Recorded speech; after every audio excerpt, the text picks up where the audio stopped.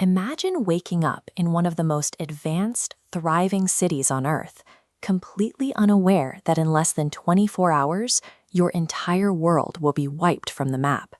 That was the reality for the citizens of Pompeii. In the year 79 AD, Pompeii was a center of extraordinary wealth.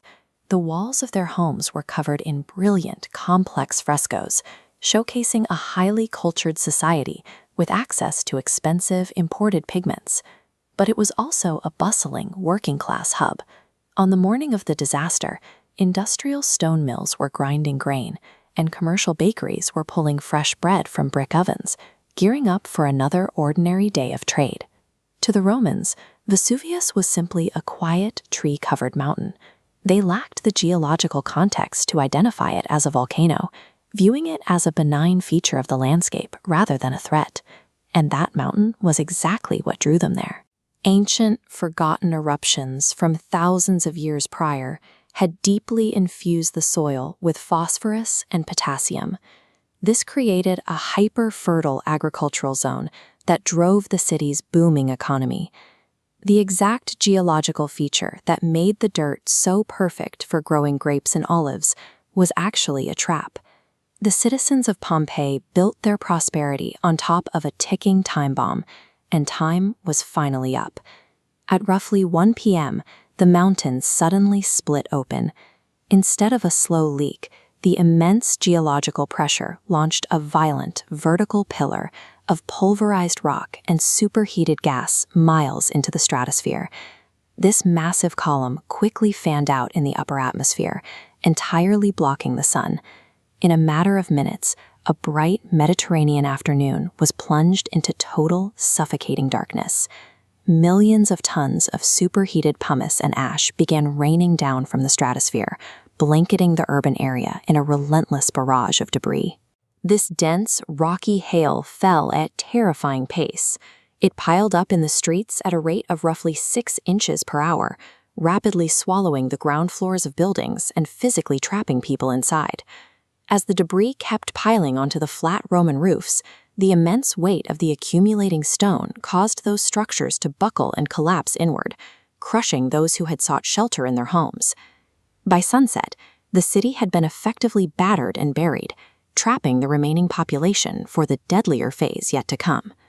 Sometime after midnight, the eruption entered its final, lethal phase. This was driven by a terrifying physical phenomenon known as a pyroclastic surge. After 12 hours, the towering eruption column lost upward momentum. Unable to support its immense weight, the entire pillar collapsed, crashing back down Vesuvius. This created an avalanche of toxic gas and superheated rock, sweeping toward the city at over 100 miles an hour. When this surge hit the urban center, temperatures spiked to hundreds of degrees. The intense heat instantly vaporized any moisture in its path, bringing an immediate end to anyone still caught within the city walls. At this point, running away was simply not an option. Human bodies cannot outpace or survive a supersonic wall of boiling gas and ash. The most lethal weapon Vesuvius unleashed was a devastating horizontal shockwave that silenced Pompeii, locking an entire civilization tightly beneath the earth. By the next morning, the landscape was unrecognizable.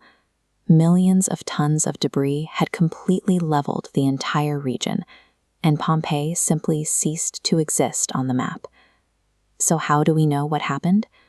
Across the bay, far from the deadly ash, a young Roman named Pliny the Younger watched the sky fall. He documented the terrifying sequence, leaving the only surviving eyewitness account of the destruction. Today, people are fascinated by the idea that the victims were instantly turned to stone, but forensically, that's not true. Over the centuries, the bodies trapped under the ash entirely decayed, leaving perfectly shaped, hollow cavities inside the hardened earth. In the 1800s, archaeologists realized that by pouring liquid plaster into these empty spaces, they could create exact molds. The resulting casts reveal the agonizing final moments and exact physical poses of the real people who lived there. A massive portion of Pompeii remains unexcavated, Archaeologists are still actively digging today, uncovering new streets, homes, and artifacts every single year. The sudden, overwhelming ashfall that killed the people of Pompeii also sealed them away from the destructive forces of time and the elements. The very event that erased their world gave us our absolute best window into it.